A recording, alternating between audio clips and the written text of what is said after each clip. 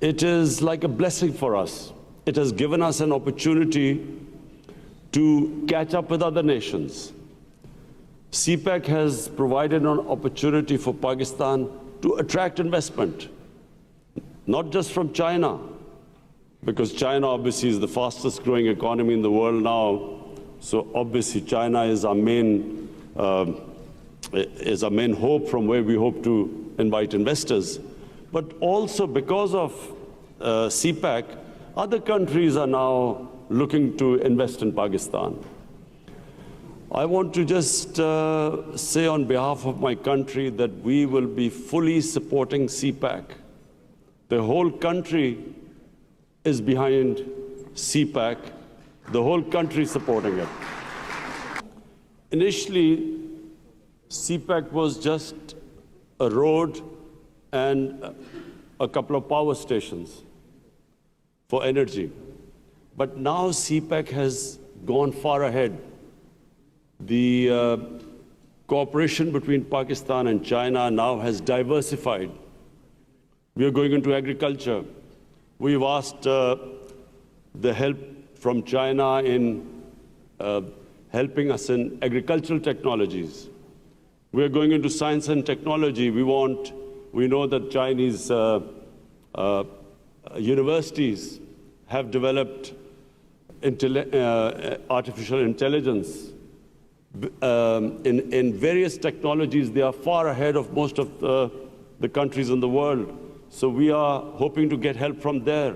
But above all, in poverty alleviation, the thing that impresses people in Pakistan the most is that China is this unique country in the history of mankind, which has, last 30 years, has taken over 700 million people out of poverty.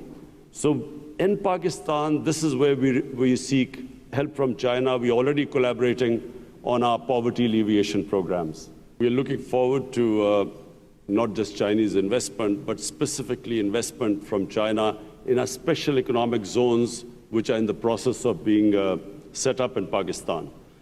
And these special economic zones are part of CPEC.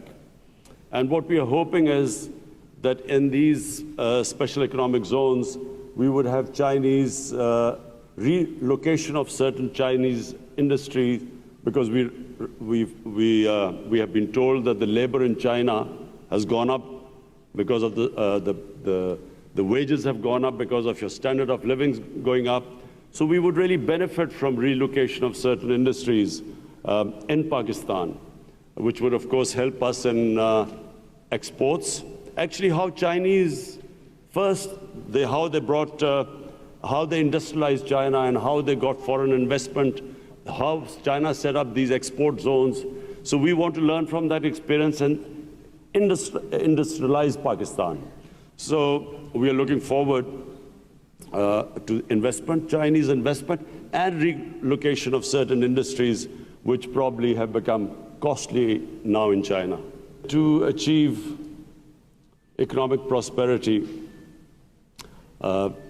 Pakistan is now working to establish stability, peace.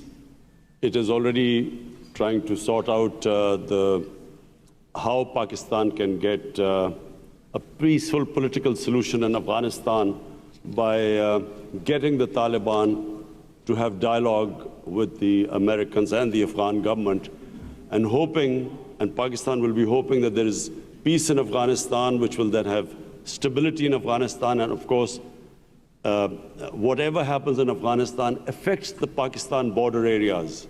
So we are working on a peace with Afghanistan. We have a decent relationship with Iran. We are trying to strengthen them. The only problem right now is our relationship with India. But we are hoping that after the Indian elections, we will again resume our talks with India to have a civilized relationship with our neighbor. The whole idea is that unless there is peace and stability, you cannot have economic prosperity, and that's what right now my government is working on. Republic of China is now 70 years old. Pakistan is 72 years old. And ever since Pakistan recognized China, the relationship between Pakistan and China has always got stronger. And the reason why it has got stronger is because people in Pakistan know that whenever we have difficult times, and there have been difficult times, China has always stood with Pakistan. China has always been there for our most difficult times. And therefore, there is this very strong relationship between the people of Pakistan and people of China. And I still remember, I was in school, and my foreign minister who's sitting here, he was in school with me, a couple of classes below me.